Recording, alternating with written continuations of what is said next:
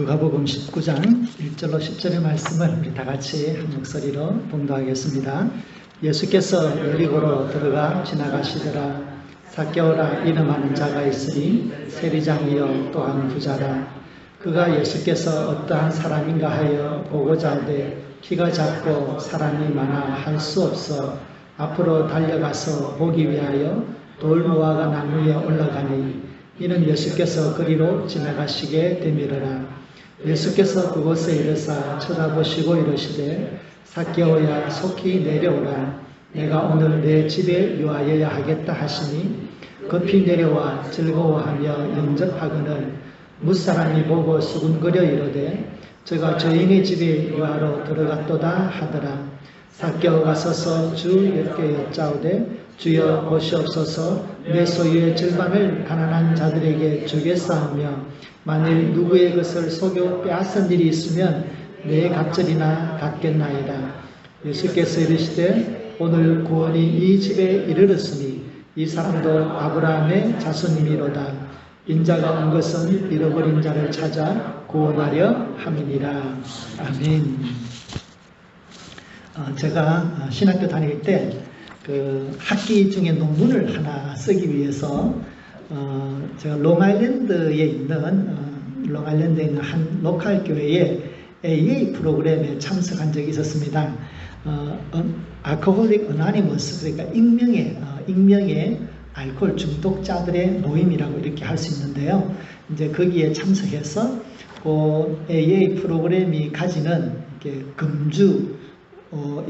금주를 하려고 하는 이분들이 알코올 중독 치료와 금주를 하려고 하는 이분들의 그 프로그램을 이제 같이 공부를 해서 가서 어떻게 돌아가는지를 보고 이제 그것을 이제 논문으로 쓰는 것이었습니다. 그런데 거기 가서 제가 깜짝 놀란 게 하나 있어요. 사람이 의외로 많다는 거, 한 15명, 20명 되는데 진짜 놀라운 것은 여기에 참석한 지 저는 15년 됐어요. 이런 사람을 제가 봤어요.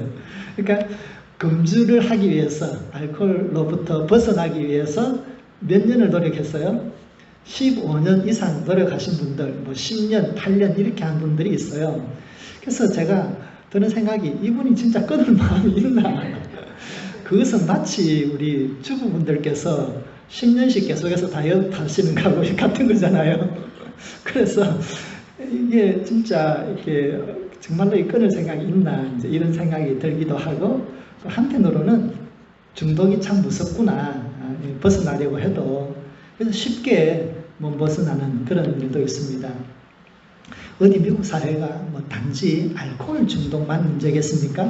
그 외에 학생들은 게임 중독도 있고, 또 어른들 사회에서는 또 약물 중독도 있고, 또 거기다가 또 뭐 치열한 경쟁 사회가 되다 보니까 일 중독도 있고, 쇼핑하는 걸 좋아해서 쇼핑 중독도 있고, 또 심지어는 조금 아웃사이드, 여유 있는 아주 조용한 타운에서 있는 분들은 성 중독도 있습니다. 그걸 보면 참 인간이 참 복잡 미묘하구나. 그런 가지가지의 중독들이 다 있는데 또 다른 형태의 중독도 있습니다. 이게 뭐냐면 어떤 이념이나 종교를 지나치게 맹신하는 것, 그러니까 극단적인 민족주의 그런 것들도 문제고요. 그 다음에 어떤 사이비 종교에 빠져있는 아주 극단적인 사람들, 사람을 해치는데도 그것이 신의 이름으로 정당화되는, 그래서 네가 자살 테러를 하면 하늘나라에서는 처녀 7명이 너를 기다리고 있다, 뭐 이러면서 사람을 꼬드겨서 어린아이들이 폭탄 조끼를 입고 이렇게 죽음을 향해서 뛰어가는, 그게 전부 다 일종의 정신적인 중독들입니다. 그래서 중독이라고 하는 것이 굳이 꼭 뭐 물질, 약물뿐만 아니라 이런 그릇된 사상으로부터의 중독도 더 위험하다고 할 수 있습니다.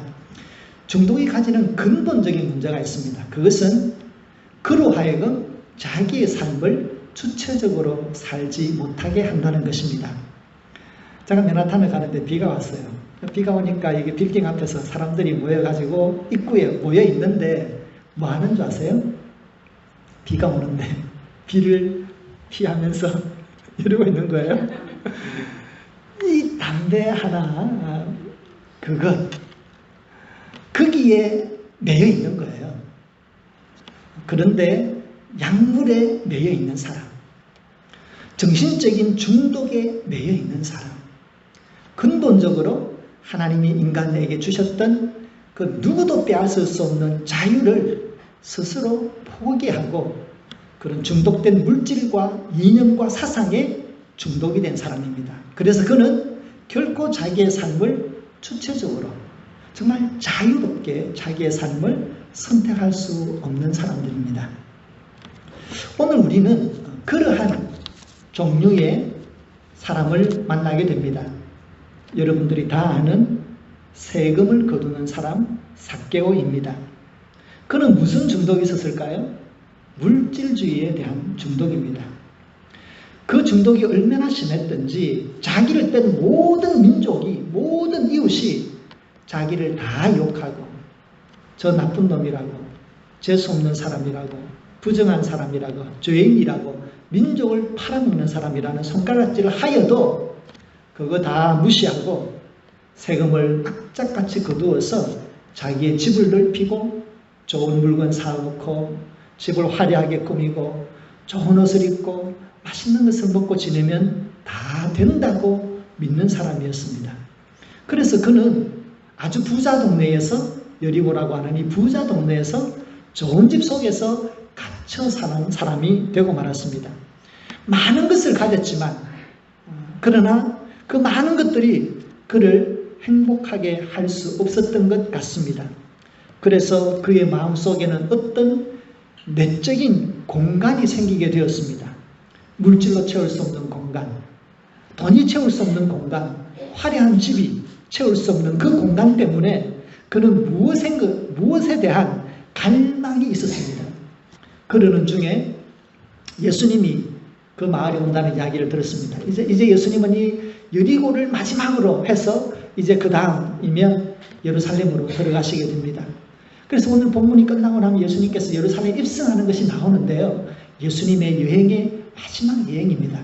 그래서 어떻게 보면 이 예수님의 전체적인 복음 사역에서 보자면 예수님께서 나는 잃어버린 자를 찾아 구원하러 왔다라고 하는 예수 그리스도의 메시아 사역에 대한 초점을 우리에게 다시 한번 확인시켜주는 의미도 됩니다. 그런데 오늘 우리는 물질로부터 자유롭지 못하고 자기의 삶을 스스로 자유롭게 결정하지 못하고 살아왔던 이 삭개오에 대해서 살펴보려고 합니다. 그런 이 내적인 큰 공간을 가지고 허무함 속에 있다가 예수님이 그에게 온다는 이야기를 듣고 얼굴 한번 보고 싶었습니다. 사람들은 자기를 다 세리쟁이라고 욕질을 하지만, 손가락질을 하지만, 그러나 나와 똑같은 세리를 자기의 제자로 데리고 다니는 예수는 도대체 어떤 인간이야? 다들 이방인들은 부정하다고 만나지도 않는 그때에 이방인의 집에 들어가서 태연하게 먹고 마시는 사람, 부정하다고 손가락질 받는 사람들과 같이 어울리는 예수, 그는 도대체 어떤 사람이야? 얼굴 한번 보고 싶었습니다. 어떤 사람인지 한번 멀찍이서라도 보고 싶었습니다. 예수님을 보러 왔더니 많은 사람들이 예수님을 둘러싸고 있었습니다. 또다시 손가락질 받고 싶지 않아서 그는 예수님이 지나가실 법한 길에 있는 돌 무화과나무에 올라가서 예수님을 보기로 했습니다. 근데 여러분, 이 나이 든 사람이 이 무화과나무에 올라가 있습니다. 참 부끄럽잖아요. 그럼에도 불구하고 그의 마음속에 있는 이 갈증, 이 공허함은 그로 하여금 나무에 올라가게 만들었습니다. 그곳에서 숨죽이고 숨어서, 부끄럽지 않게 숨어서 지나가는 예수님을 기다리고 있었는데 마침 예수님은 모든 것을 아시는 듯이 그 무화과 나무에 오시고 위를 쳐다보았습니다. 예수님과 삭개오가 눈이 마주치고 말았습니다. 가슴이 덜컹했겠지요. 많은 사람들이 올라보았을 것입니다. 웅성대면서 저게 누구야? 삭개오잖아. 웅성대고 손가락질하며 끌끌거리기 시작했을 것입니다. 어떤 사람은 비웃었을 것입니다. 그때 여러분이 그 자리에서 나무에 있다면 얼마나 창피하겠어요. 전문용어로 쪽팔린다고 그러죠. 정말 어른으로서 쪽팔립니다. 그런데 그 순간에 예수님은 의외의 말씀을 하셨어요. 삭개오야, 어서 내려오너라. 내가 오늘 너의 집에 유하여야 하겠다. 근데 이것은 더 쇼킹한 이야기입니다. 아니, 세리가 나무에 올라가 있는 것도 참 가관인데, 저 죄인이라고 손가락질 받는 그 사람 집에 그 존경하는 예수님, 그 예수님이 그 집에 들어가겠다고 하니, 그 부정덩어리의 집에, 죄인의 집에 들어가겠다고 하니 사람들이 더욱더 놀란 것입니다. 근데 그 분위기가 얼마나 어수선하고 웅성되겠어요. 근데 그때의 그 분위기를 성경은 이렇게 전하고 있습니다. 6절에 보면 이렇게 말씀을 해요. 급히 내려와 즐거워하며 영접하거나. 급히 내려왔다 그랬습니다. 부끄러워서 빨리 내려갔을까요? 아마 아닐 거예요. 예수님이 얼굴이라도 한번 보고 싶었는데 그분이 나의 이름을 불렀다 이거예요. 그러니까 너무너무 기뻐서 급히 내려왔다고 했습니다. 그 다음에 즐거워했다고 했습니다. 많은 사람들이 자리에서 손가락질하고 많은 부끄러움을 당했지만 부끄러움 생각하지 아니하고 예수님을 바라보고 예수님이 나를 불렀다라고 하는 그 부르심을 마음에 품고 즐거워하였습니다. 그리고 예수님을 기쁜 마음으로 자기의 집으로 초대하고 영접하였습니다. 그렇게 삭개오와 예수님의 만남이 이어졌습니다. 그런데 예수님과 삭개오가 모였을 때 삭개오는 자기 집에 있는 맛있는 것을 내어놓고 예수님을 대접했습니다. 그렇게 시간이 지내는 중에 예수님은 별 말씀을 하지 않으셨어요. 배가 고파서인지 제자들과 무슨 심각한 사역을 이야기해서인지 모르겠지만 그냥 예수님은 제자들과 평범하게 지내신 것 같아요. 그래서 성경에는 그것에 대한 이야기가 1절 없습니다. 그런데 그러한 아주 평범한 식사의 자리를 깨는 놀라운 일이 발생했습니다. 그것은 바로 삭개오의 고백입니다. 우리 8절을 같이 한번 읽어보겠습니다. 8절을 같이 읽습니다. 주여 보시옵소서. 내 소유의 절반을 가난한 자들에게 주겠사오며 만일 누구의 것을 속에 빼앗은 일이 있으면 내 갑절이나 갚겠나이다.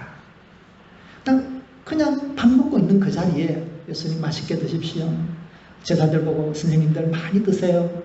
그러는 중에 갑자기 일어나서 정말 갑자기 내 재산 반이나 다 내어놓겠습니다. 빼앗은 것이 있으면 4배나 내가 갚아주겠습니다. 이런 이야기를 하였습니다. 그제서야 예수님께서 그 말씀을 들으시고 9절과 10절의 말씀을 같이 읽어볼까요? 예수님의 말씀이죠. 예수께서 이르시되 오늘 구원이 이 집에 이르렀으니 이 사람도 아브라함의 자손이미로다. 인자가 온 것은 잃어버린 자를 찾아 구원하려 함이니라. 아멘. 지금까지 돈을 위해서 살아온 사람입니다. 그리고 많은 손가락질에도 불구하고 마음 굳건히 굳어닫고 그냥 돈이면 다 해결될 거야. 결국에는 있는 자가 승리하는 거야.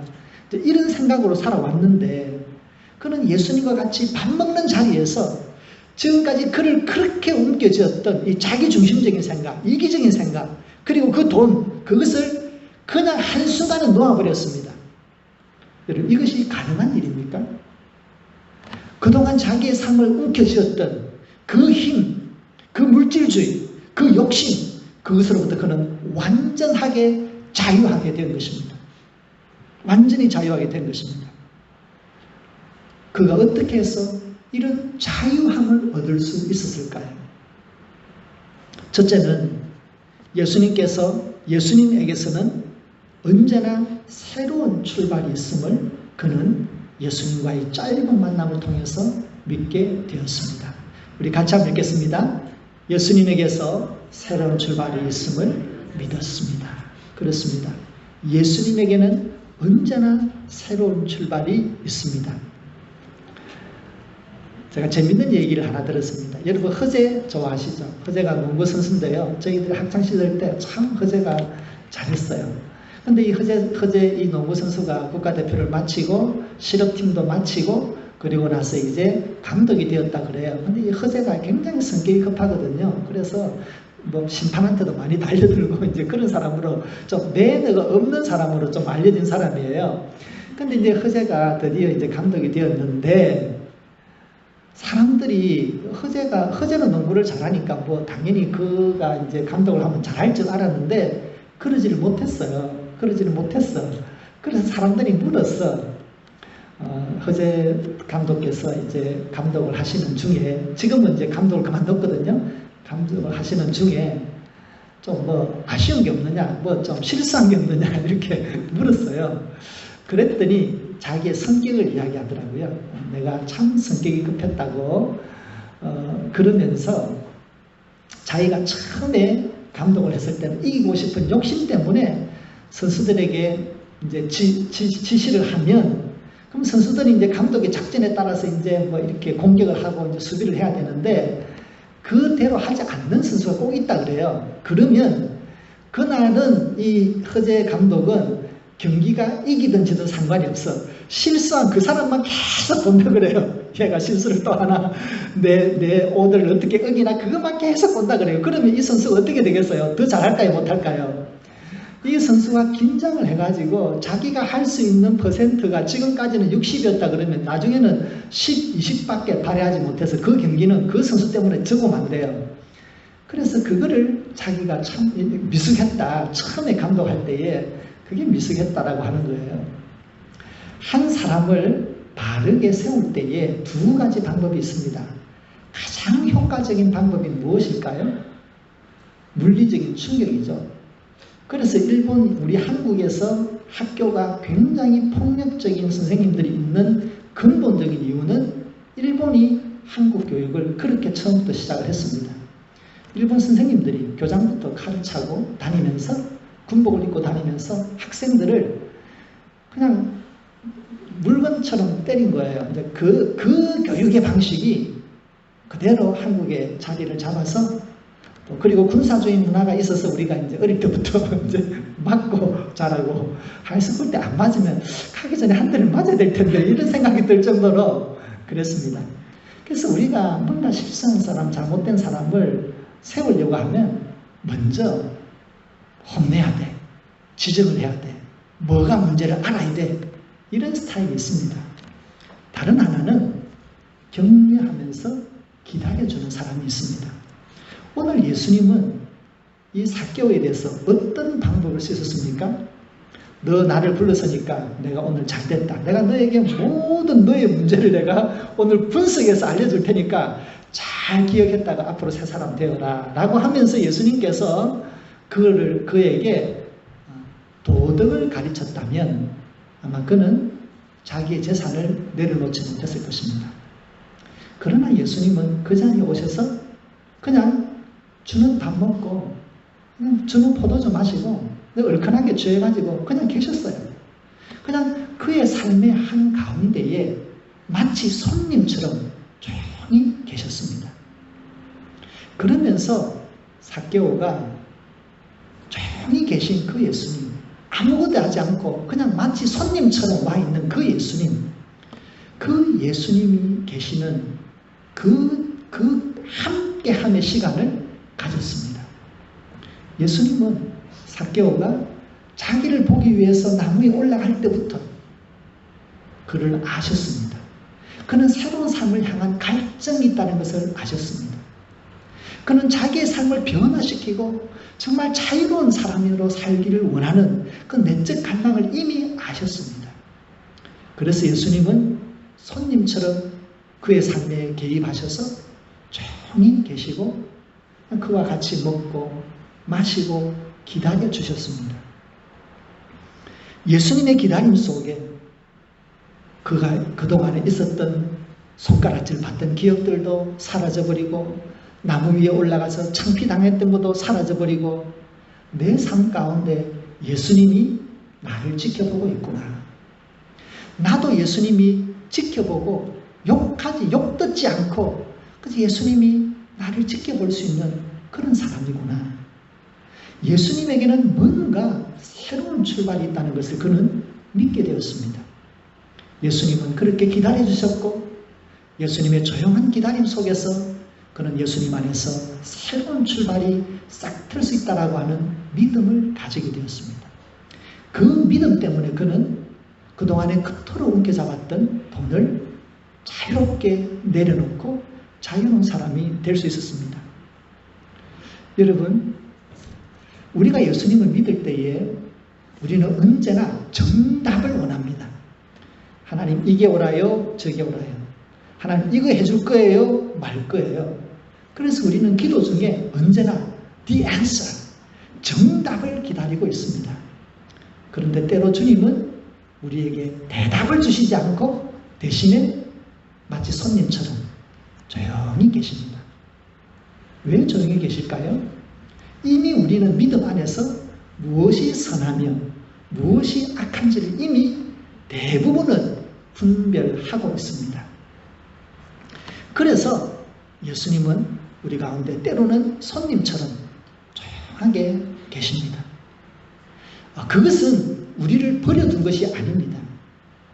우리가 새로운 삶을 가는 방향을 이미 우리는 알 수 있기 때문에 마지막 결단이 남은 것입니다.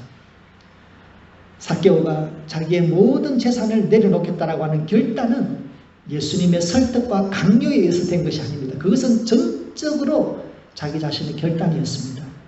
우리들도 마찬가지입니다. 우리는 언제나 예수님에게 때로는 그 정답을 기다리고 있습니다. 그러나 예수님은 조용하게 계시면서 이제는 너의 차례야. 이제는 기도할 때가 아니라 이제는 네가 결단해야 될 때야. 이렇게 우리의 결단을 기다리고 있습니다. 왜입니까? 이미 우리는 성령 하나님의 인도 아래서 그리고 오랜 신앙생활 속에서 그 믿음에 성숙되어 있기 때문에 이미 우리는 무엇이 옳으며 무엇이 그른지를 다 알고 있습니다. 다만 우리가 그것을 선택해야 되는 때가 되었다는 것이죠. 그래서 예수님께서는 손님처럼 가만히 계시면서 It's your turn. 이제 네가 나서야지. 네가 결단해야지. 라고 우리를 기다려주시는 것입니다. 왜입니까? 우리가 새로운 것을 선택할 때마다 우리가 자유를 향해서 한 걸음 내딜 때마다 그 시작은 예수 그리스도와 함께하기 때문인 줄로 믿습니다. 성도 여러분, 때로 예수님은 잠잠히 우리 가운데 손님처럼 계실 때도 있습니다.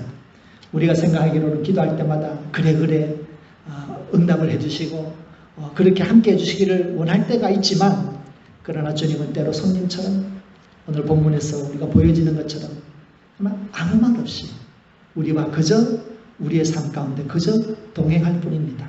그러면서 이제 우리가 믿음으로 결단하고 판단하고 더 선한 길, 하나님이 기뻐하시는 삶으로 우리가 나아갈 것을 기다리고 있습니다. 성도 여러분, 우리의 삶 속에 이미 예수님은 계십니다. 이제 여러분의 삶 가운데 성령 하나님께서 또 우리의 믿음이 주는 바 선한 길이 있다면 스스로 판단하시고 결단을 내리셔서 그 길을 걸어갈 수 있기를 바랍니다. 예수님께서 그 선한 믿음의 걸음 위에 함께 하셔서 하나님께서 계획하신 아름다운 삶으로 우리의 삶을 이끌어 줄 줄로 믿습니다. 두 번째로 그가 그토록 붙잡았던 모든 것들을 한순간에 내려놓고 모든 것으로부터 자유로운 사람이 될 수 있었던 것은 예수님 한 분으로 만족할 수 있었기 때문입니다. 같이 읽겠습니다. 예수님 한 분으로 만족하였습니다. 지금까지 삭개오는 더 많은 세금을 거두어서 더 많은 재산을 모으는 것이 그의 가치관이었습니다. 자기 집에는 많은 것으로 가득 차 있었을 것입니다. 로마에서 온 것들, 그리스에서 온 것들, 또 이집트에서 가져온 것들, 잔뜩 있었겠죠. 그 당시에 신상이 많았을 것입니다. 그 당시에 신상이 뭐냐면 그 애굽에서 가져온 대리석들, 흰색 대리석. 이게 이제 애굽에서 가져온 이 흰색 대리석이 그 당시에 신상이었는데 그것을 다 모셔놓는. 그런데 그렇게 채워도 결국에는 다 누릴 수가 없습니다. 우리가 세상을 살면서 필요한 것들이 많고 우리가 집착하는 것이 있죠. 어떤 사람은 골프, 나 이 골프가 너무 재밌어서 이거는 포기 못한다. 또 어떤 사람은 또 나는 이 좋은 차, 이게 참 좋다. 어떤 사람들은 친구를 좋아해서, 어울리는 걸 좋아해서 나는 친구들과 만나는 거 이거는 포기 못한다. 이제 나름대로 있을 것이에요. 그 중에 모두가 가지고 있는 것이 뭐냐면 가족의 문제죠. 자녀. 나는 우리 이 아들만큼은 뭐 딸만큼은 그러지만 아들 가지고 계신 우리 성도님들에게 묻습니다. 아들이 아들이에요? 며느리의 남편이에요? 며느리의 남편이에요. 내 아들이 아니야. 그러니까 아무리 잡아도 결국에는 놓칠 수밖에 없습니다. 그러면 우리가 하나님 앞에서는 마지막 때에 우리의 손에 무엇이 남아있을까? 하나님, 나는 예수님 한 분으로 만족하게 살아왔습니다. 이것이 우리로 하여금 얼마나 자유롭게 하면 하나님 앞에 우리를 당당하게 세우는지 알 수 없습니다. 여러분 같이 한번 해볼까요? 하나님, 나는 예수님으로 만족해요. 한 번 더. 하나님, 나는 예수님으로 만족해요. 하나님, 나는 예수님으로 만족해요. 진심이십니까? 아멘이십니까? 그렇습니다. 예수님 한 분으로 만족하다면 하나님께서 그 현독생자 예수 그리스도를 보내주시고 그분과 맞바꾼 그 가치가 우리 속에 담겨 있는데 우리는 그저 한 번 쓰고 깨질 것밖에 안 되는 모양도 볼품도 없는 그저 이 흙황토로 되어 있는 이 질그릇인데 거기에 보배로우신 예수 그리스도 그분이 담겨져 있으니 예수 그리스도 한 분만으로 만족합니다. 이것이 우리로 하여금 정말 마음속에 한없는 자유와 만족감을 줍니다. 우리가 나이가 든다는 게 뭘까요? 나이가 든다는 것은 그만큼 자유한 영역이 많이 늘어나는 겁니다. 젊었을 때는 이것이 있어야 되고 저것도 있어야 되고 다 갖춰야 되고 그런데 나이가 들면서 삶을 살면서 그게 생각했던 것만큼 그렇게 중요하지 않다는 것을 압니다. 좋은 차를 타든 그냥 굴러만 가는 차를 타든 그게 그렇게 내 삶에 영향을 주지 않는다는 걸 압니다. 그냥 비싼 쇠고기를 먹든 그냥 햄버거를 먹든 그게 그렇게 내 삶에 크게 행복을 좌우하는 것이 아니라는 것을 압니다. 그것뿐입니까? 자녀가 잘 되는 것도 마찬가지입니다. 물론 잘 되는 것을 보면 너무 감사하죠. 그러나 그것 또한 시간 속에서 우리를 떠나고 우리의 자녀들도 나처럼 그는 그의 삶을 살아야만 합니다. 결국에는 우리는 하나님 앞에서 우리의 믿음을 가지고 서게 되어 있습니다. 하나님, 나는 예수님 한 분으로 만족해요. 나는 예수님 한 분으로 만족해요. 우리가 이 고백을 하나님 앞에 가질 때, 이 고백이 흔들림이 없을 때 우리는 우리가 가지고 있는 것들이 하나씩 없어지고 가까운 사람들이 멀어진다 할지라도 우리는 흔들림 없이 우리의 삶을 뚜벅뚜벅 걸어갈 수 있을 줄로 믿습니다. 여러분 우리가 인생생활하면서 지금까지 얼마나 열심히 살았습니까? 그 살아온 그 노하우 그게 있잖아요. 근데 여기에 더하여 예수님 한 분으로 만족합니다 라고 하는 초월적인 이 자유함이 믿음이 주는 이 자유함을 누리셔서 정말 하나님 앞에 우리 성도님들의 삶이 아름답고 건강하고 보람 있는 삶을 살 수 있기를 예수님의 이름으로 축원드립니다. 하나님 아버지 감사합니다. 주 예수님께서 우리의 삶에 한가운데 임재하여 주셨습니다. 우리와 동행하여 주심을 감사합니다. 때로는 예수님께서 조용히 마치 손님처럼 조용히 계시지만 그럼에도 불구하고 예수님이 내 삶의 한가운데 있기 때문에 우리는 언제나 선한 길을 갈 수 있음을 믿습니다. 새로운 희망을 가질 수 있음을 믿습니다. 세상에 의하여 좌우로 흔들리지 아니하는 굳건한 믿음의 반석 위에 정말 복음이 주는 자유함 속에 머물게 됨을 믿습니다. 하나님 아버지, 언제나 우리의 마음속에 예수님 한 분으로 만족하기를 원하며 그렇게 결단하오니 이 믿음의 결단이 흔들리지 않도록 성령 하나님께서 믿음의 은혜를 더하여 주시고 우리에게 믿음의 흔들림 없는 굳건함을 허락하여 주시기를 간절히 바랍니다. 예수님의 이름으로 기도드립니다. 아멘.